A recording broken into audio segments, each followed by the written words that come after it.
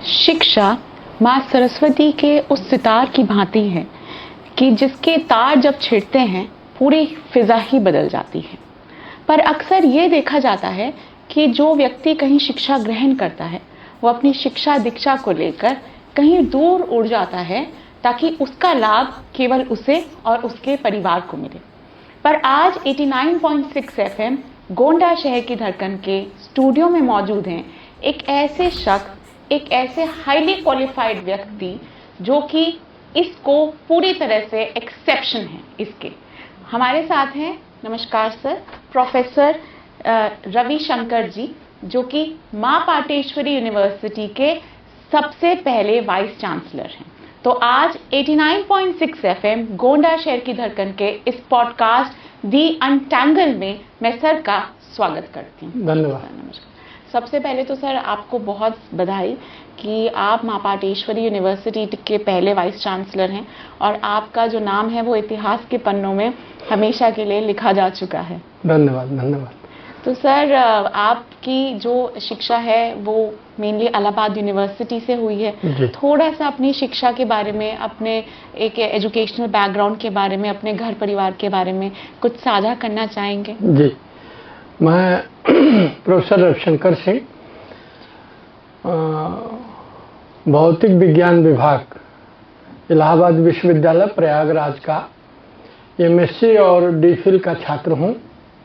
उसके पहले मेरी स्कूलिंग जो है गांव में एक श्री शंकर जी इंटर कॉलेज कटवा गहजी आजमगढ़ से, मैं वहाँ से 6वीं से 12वीं तक पढ़ा। तत्पश्चात मैं प्रयागराज चला गया और प्रयागराज से ही बीएससी, एमएससी और डीफिल प्राप्त किया।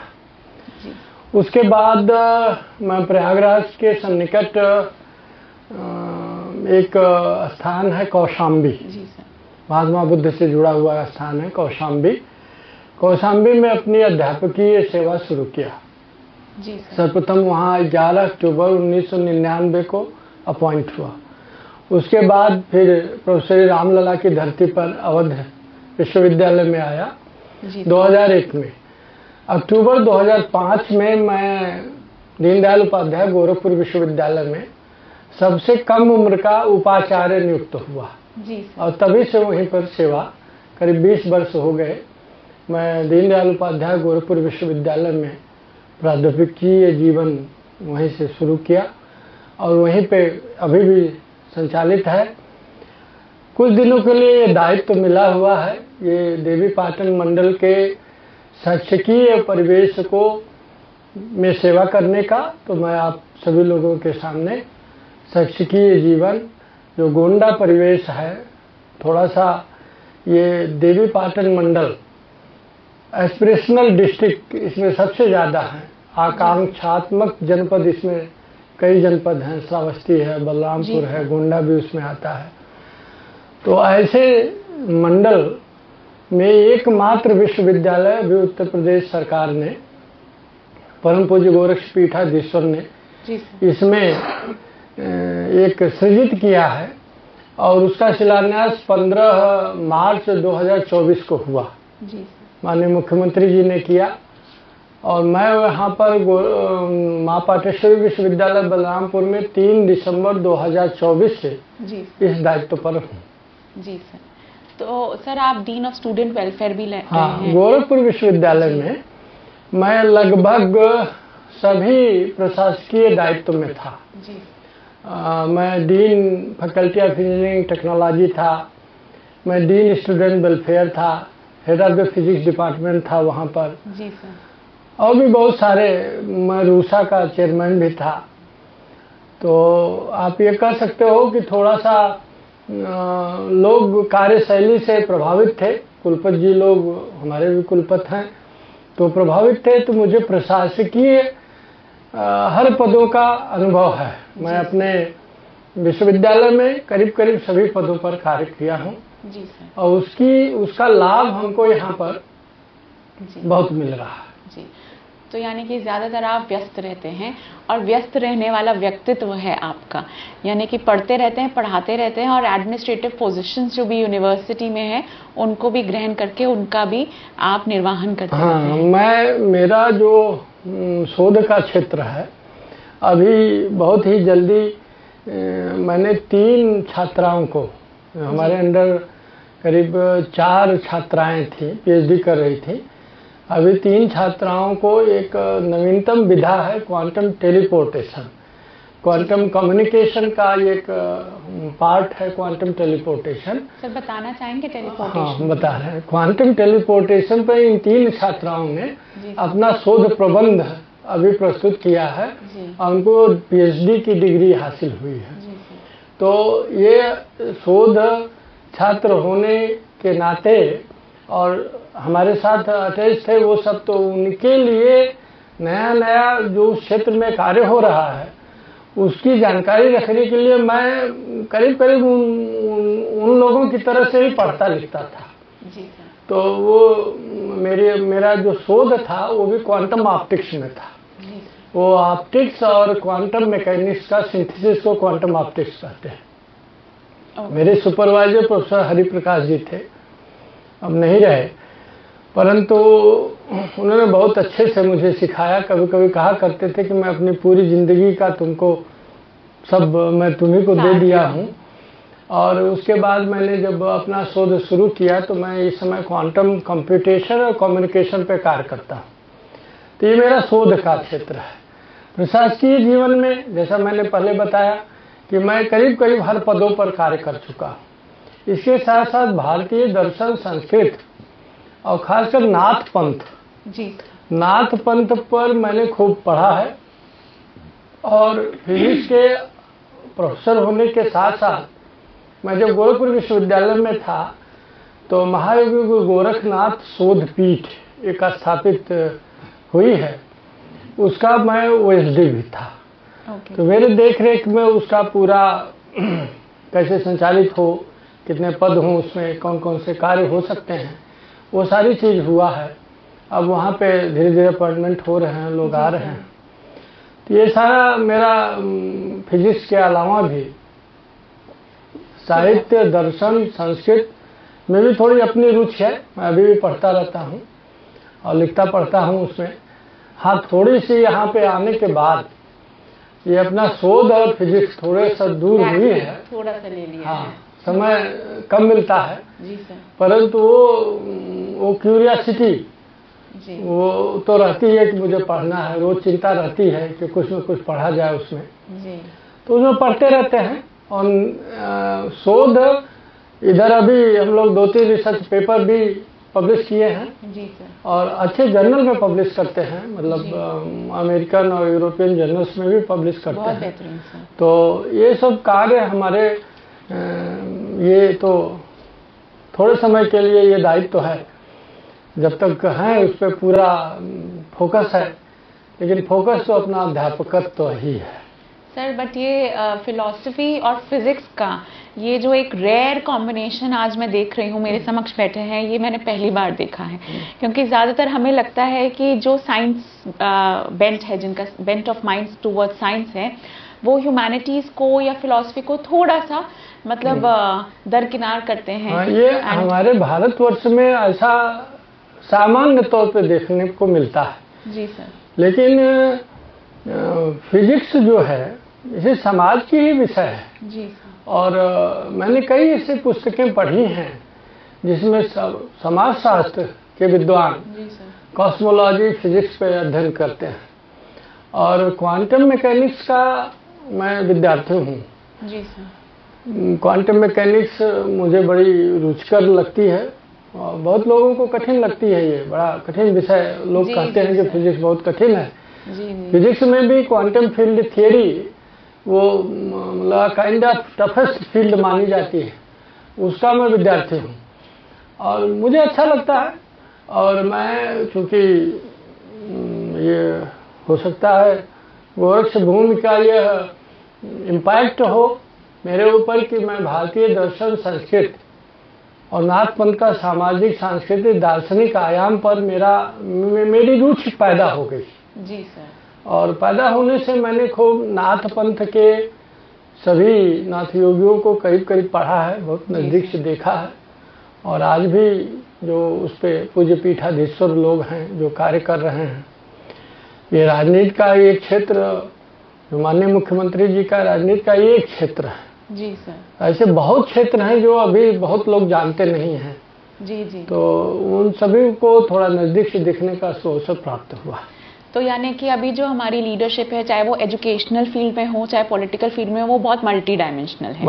वो किसी भी एक चीज को लेकर एक एस्पेक्ट पे आप उनको बांध नहीं सकते। It's a very multi dimensional personality, वो चाहे आपकी हो या चाहे हमारे माननीय मुख्यमंत्री जी की हो। नहीं, वो तो हमारे पूज्य गुरुदेव है जी।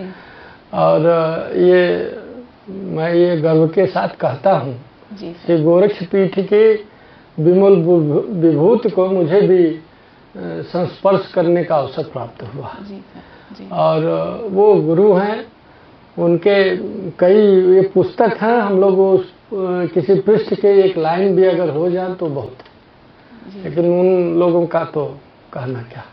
जी सर। मैं ये पूछना चाहती हूँ आपसे कि ये बहुत गौरव का विषय है कि माँ पाटेश्वरी यूनिवर्सिटी बलरामपुर जैसे छोटे से ज़िले में एक बड़ी यूनिवर्सिटी खुली है और सरकार ने अपना पूर्ण योगदान उसमें दिया है। It's a government university. तो सर, माँ पाटेश्वरी यूनिवर्सिटी से पूर्वांचल क्या एक्सपेक्ट कर सकता है, या स्पेशली देवी पाटन मंडल जो है वो क्या उम्मीदें रख सकता है? जी, ये बड़ा ही अच्छा प्रश्न है। माँ पाटेश्वरी विश्वविद्यालय बलरामपुर, बहुत सरकारें आई उत्तर प्रदेश में स्वतंत्रता प्राप्ति के बाद। जी सर। देवी पाटन मंडल नया मंडल है। जी सर। परंतु यहाँ विश्वविद्यालय अगल बगल अगर आप देखेंगे तो 100 से 150 किलोमीटर, 200-250 किलोमीटर पे कोई विश्वविद्यालय नहीं है। और बलरामपुर में देवी पाटन मंडल में बलरामपुर एक प्रकार से सेंट्रलाइज लोकेशन पे है। जी सर। तो सरकार ने, उत्तर प्रदेश सरकार के जो इस समय मुखिया हैं, उन्होंने ये सोचा कि देवी पाटन मंडल एक विश्वविद्यालय हो। जी सर। और देवी पाटन मंडल की अधिष्ठात्री देवी है माँ पाटेश्वरी। जी सर। माँ पाटेश्वरी आदिशक्ति पीठ है और माँ पाटेश्वरी के नाम पर यह विश्वविद्यालय होना आध्यात्मिक चेतना का केंद्र होगा। अगर किसी को दर्शन, संस्कृत और अध्यात्म के बारे में जानकारी प्राप्त करना होगा तो शक्तिपीठ पर जाएगा। ज्ञान, विज्ञान और आधुनिक तकनीक के बारे में जानकारी अगर प्राप्त करना होगा तो माँ पाटेश्वरी विश्वविद्यालय में आएगा। बहुत खूबसूरत ढंग से माँ पाटेश्वरी विश्वविद्यालय जो है, हमने उसमें करीब 10 संकाय प्रस्तावित किए हैं और बताते हुए आपको खुशी हो रही है कि 10 संकाय उत्तर प्रदेश सरकार ने सृजित कर दिया है। 10 संकाय में से हम 7 संकाय इसी प्रथम सत्र 25-26 में 7 संकाय शुरू करने जा रहे हैं। इस 7 संकाय में 12 विभाग शुरू करने जा रहे हैं। इसमें faculty of arts, faculty of engineering technology, faculty of music भी है और कुछ ऐसे विषय हैं जो अगल बगल के विश्वविद्यालयों में नहीं है। जैसे हम अभी आपको बता रहे थे कि क्वांटम साइंस और टेक्नोलॉजी का भी विभाग हमने रखा। बट ऑब्वियसली ये नया विषय है, किसी विश्वविद्यालय में आपको नॉर्दर्न इंडिया के बहुत कम विश्वविद्यालय में मिलेगा। जैसे उसमें एक विभाग हमने रखा है school of Tharu history, culture and empowerment. ये भी कहीं नहीं मिलेगा। जी सर। जैसा अयोध्या बगल का क्षेत्र है तो स्पिरिचुअल टूरिज्म बहुत विकसित हो रहा है, एक नई विधा विकसित हो रही है। तो spiritual tourism and hospitality management हमने रखा है। एंशिएंट हिस्ट्री, कल्चर रखा है। एक जर्नलिज्म एंड मास कम्युनिकेशन का विभाग वहाँ पे रखा है। इस तरह से कॉमर्स है जो ओल्ड सब्जेक्ट है। इन्वायरमेंट साइंस रखा है। फैकल्टी ऑफ एग्रीकल्चर भी है। और ये देवी पाटन मंडल का जो नेपाल के तराई से लगा हुआ सभी फॉरेस्ट है। जी सर। तो उसमें एक विभाग हमने रखा है स्कूल ऑफ एग्रो फॉरेस्ट्री, मतलब जंगल सरकार का, लेकिन जंगल में रहने वाले जो लोग हैं कैसे एग्रीकल्चर कर सकते हैं, उनको एम्पावर करने के लिए शुगर केन का बेल्ट है, गन्ना का बेल्ट है। तो गन्ना पे रिसर्च करने के लिए, शोध करने के लिए, अध्ययन करने के लिए शुगर केन डिपार्टमेंट रखा है। तो इस तरीके से प्राचीन और नवीन दोनों विभागों का सामंजस्य करके ये माँ पाटेश्वरी विश्वविद्यालय बलरामपुर में हम ले आए। एक उच्च शिक्षा के केंद्र के रूप में बच्चों को एक ऑप्शन मिलेगा। हमारी किसी से प्रतिस्पर्धा नहीं है, जी सर। कंपटीशन रहेगा, स्वस्थ प्रतिस्पर्धा रहेगी, प्रतिद्वंदिता किसी से नहीं। हम भी बच्चों को एक ऐसा ऑप्शन देंगे, बच्चे आवें, पढ़ें। जी सर। और विश्वविद्यालय जो है अपने गौरव को प्राप्त करे, हम भी उसमें एक ईंट की तरह से हम भी अपना योगदान दें। जी सर। ये मेरी कामना रहती है हमेशा विश्वविद्यालय की प्रगति। और विश्वविद्यालय केवल शिक्षा का केंद्र नहीं होता, समाज को स्पंदित करता है विश्वविद्यालय। जी सर। वो वाइब्रेशन समाज का भी विश्वविद्यालय फील करता है। जी सर। और जो युगांतर तक ये विश्वविद्यालय आप लोगों के बीच में कार्य करता रहे, यही मेरी आकांक्षा है। जी सर, बहुत बेहतरीन ढंग से आपने इस बात को प्रस्तुत किया है और बहुत अच्छा लग रहा है सुन के कि ये एक लिविंग यूनिवर्सिटी है, एक लाइव यूनिवर्सिटी है। सिर्फ डिफंक्ट कोर्सेज ही नहीं, यहाँ पे जो कोर्सेज अपना थोड़ा सा वास्तविकता से दूर हैं उनको ना रखे, और जो लाइव कोर्सेज हैं जैसे कि ऑब्वियसली क्वांटम फिजिक्स तो हम समझ ही रहे हैं, जब जो university is headed by you तो क्वांटम फिजिक्स तो वहाँ पे बहुत ही प्रोग्रेसिव रहेगा। साथ ही साथ जैसे आपने बोला कि थारू ट्राइब डेवलपमेंट एक डिपार्टमेंट है, क्योंकि बलरामपुर के जो बॉर्डर एरियाज हैं वो नेपाल से लगते हैं और वहाँ थारू जनजाति रहती हैं। साथ ही साथ एग्रो फॉरेस्ट्री। तो बहुत खुशी हो रही है जान के कि हमारे इस मंडल में एक ऐसी यूनिवर्सिटी स्टैब्लिश हुई है जो एक लाइव एजुकेशन को महत्व देती है। Exactly. तो सर मेरा इसी से जुड़ा एक सवाल है कि रिसर्च के फील्ड में हम कितनी एक्सपेक्टेशंस रख सकते हैं माँ पाटेश्वरी? बहुत अच्छा प्रश्न ये भी है, आपको अच्छे प्रश्न पूछने के लिए धन्यवाद। अभी जैसे ही मैं यहाँ पर अपना कार्यभार ग्रहण किया, मैंने देखा कपिल सिद्धार्थ विश्वविद्यालय कपिलवस्तु और डॉक्टर राम मनोहर लोहिया विश्वविद्यालय अयोध्या, ये करीब बहुत दिनों से इन्होंने शोध प्रवेश परीक्षा नहीं कराया था। तो मेरा ये कार्य, मैंने इसको चैलेंज के रूप में लिया। क्या हम लोग, हमारे पास संसाधन नहीं है, संसाधन कम थे, सब हमको जुटाना था। हमने सभी अपने अध्यापक मित्रों के साथ, जैसा आप जानते हो कि हम यहाँ डॉक्टर राम मनोहर लोहिया अवध विश्वविद्यालय में मैं अध्यापकीय जीवन असिस्टेंट प्रोफेसर से शुरू किया। तो मेरे उम्र के ही सभी अध्यापक गण हैं, इस समय प्राचार्य आचार्य हैं सब। मैंने सबको बिठाया और बिठा करके मैंने पूछा क्या हम शोध प्रवेश परीक्षा करा सकते हैं? तो माँ पाटेश्वरी विश्वविद्यालय बलरामपुर का प्रथम पाठ्यक्रम शोध प्रवेश परीक्षा के रूप में शुरू हो गया है। मतलब विश्वविद्यालय अपना शैक्षणिक कार्यक्रम शुरू कर चुका है और शोध प्रवेश परीक्षा हम करा लिए, उसका परिणाम निकाल लिए। विगत आगामी 2-3 दिन में हम उसकी मेरिट निकालने जा रहे हैं। करीब 18 विषयों में शोध शुरू हो रहा है। 25-26 में ये माँ पाटेश्वरी विश्वविद्यालय का सबसे हाईएस्ट डिग्री का प्रोग्राम हम शुरू कर रहे हैं। और इसके बाद हम परास्नातक MSc, MA, MCJ वगैरह ये 25-26 से शुरू करेंगे। आने वाले दिनों में आप नाम लेंगे माँ पाटेश्वरी विश्वविद्यालय का। यही मेरी आकांक्षा है कि लोग, ये माँ पाटेश्वरी विश्वविद्यालय उन विश्वविद्यालयों में गिना जाए जिन विश्वविद्यालयों को आप उत्कृष्ट कहते हैं। ये मेरी इच्छा है और मैंने प्रथम दिन से ही ये शुरू किया है कि जब तक हैं तब तक विश्वविद्यालय के लिए सोचना है, क्योंकि ये मेरी नौकरी नहीं है, नौकरी हमको कहीं और करना है। ये दायित्व है, ये हमारा दायित्व का निर्वहन 100% हो, यही मेरी इच्छा है। और प्रभु ने सभी और पारिवारिक दायित्वों से हमको विहीन कर रखा है। सभी लोग अपने अपने जगह ठीक हैं, मुझे केवल विश्वविद्यालय के बारे में ही सोचना।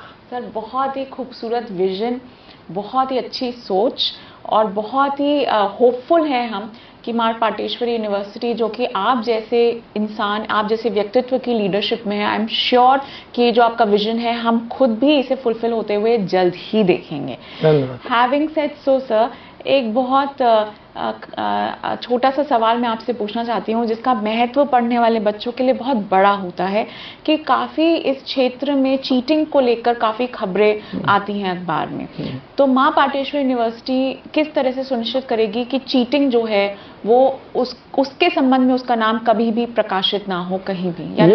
ये मैं कोशिश करूँगा, उसका मैं प्रथम स्टेप मैं शुरू कर दिया हूँ क्योंकि जब प्रवेश सुनिश्चित तरीके से हो तो परीक्षा भी ठीक से होती है। प्रवेश जो अनुमन्य सीट हैं किसी कॉलेज में, वह उसी पर हो, ऐसा मैंने पत्र लिख करके अपने कुलसचिव के माध्यम से सभी महाविद्यालयों में भेजा है कि आप हमें बताएं कि आपके किस किस पाठ्यक्रम में, किस किस प्रोग्राम में कितनी सीट है जी। और उन सीटों पर आपने कैसे प्रवेश लिया।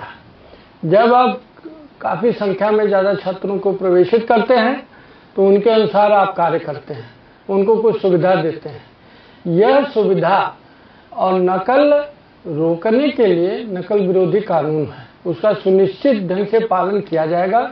यह मैं सुनिश्चित करूंगा। फ्लाइंग स्क्वाड वगैरह जो प्रचलित है, उसके अलावा ऑनलाइन इसकी मॉनिटरिंग मैं सुनिश्चित करूंगा। ये कोशिश किया जाएगा कि जो पढ़ने वाले छात्र छात्राएं उनका भविष्य अंधकारमय न हो, वो डिस्करेज न हो, उनको पढ़ने से इंकरेजमेंट मिले, यह सुनिश्चित होगा। महापाठेश्वरी विश्वविद्यालय अपने अगल बगल के विश्वविद्यालय की तरह से नहीं होगा, ये मैं सुनिश्चित करूँगा। बहुत बढ़िया सर। यहाँ अभी लाइव ऑडियंस नहीं है तो उनकी तरफ से मैं ही आपकी इस बात पे बहुत ज़्यादा खुश हूँ और बहुत आपको बधाई देना चाहती हूँ।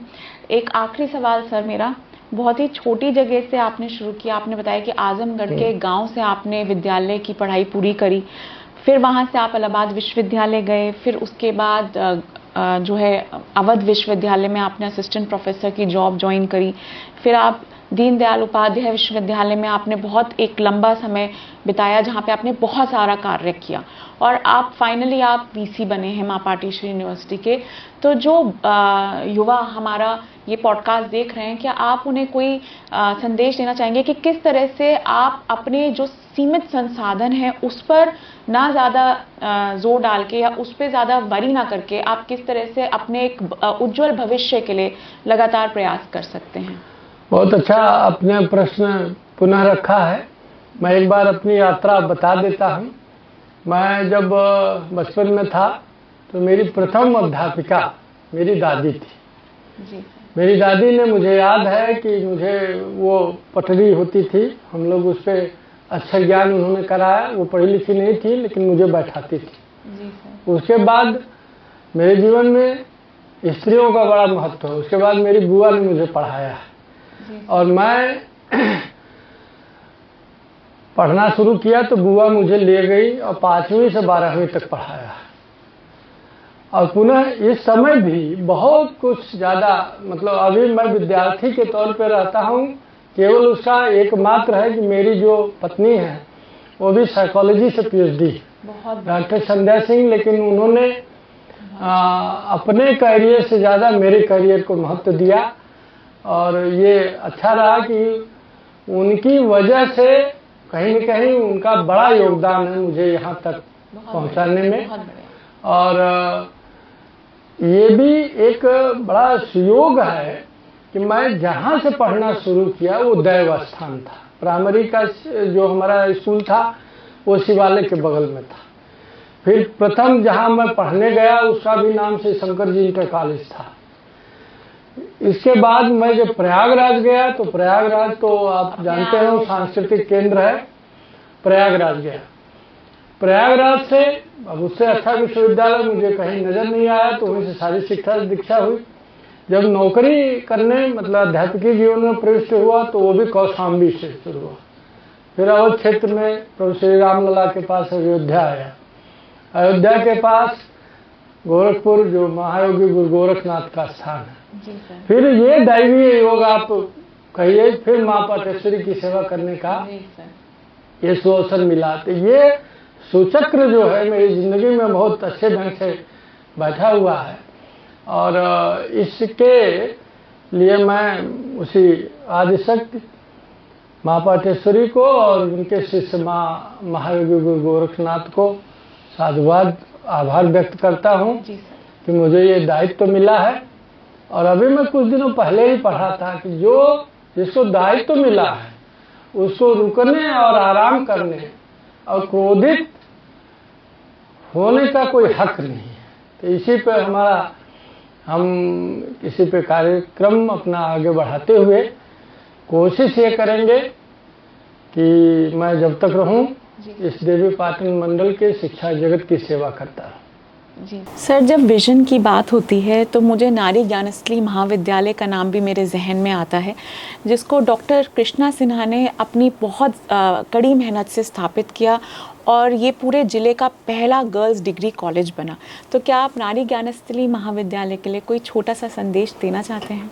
मेरा ये प्रथम आगमन है इस सरस्वती देवी नारी ज्ञानस्थली महाविद्यालय में, और मैं कई महाविद्यालयों में गया हूँ, पर इतने सुरुचिपूर्ण ढंग से न केवल शैक्षणिक प्रबंधन बल्कि छात्राओं का इतना बढ़ चढ़ कर के कार्यक्रमों में भाग लेना बहुत बिरले कॉलेज में देखने को मिलता है। यह निश्चित रूप से यहाँ के शिक्षिका बहनों का समर्पण दर्शाता है। जैसा आपने बताया कि फाउंडर जो यहाँ पे रही हैं, उन्होंने बड़े मनोयोग से और बड़े ही सुरुचिपूर्ण ढंग से समर्पण से इस महाविद्यालय को तैयार किया है।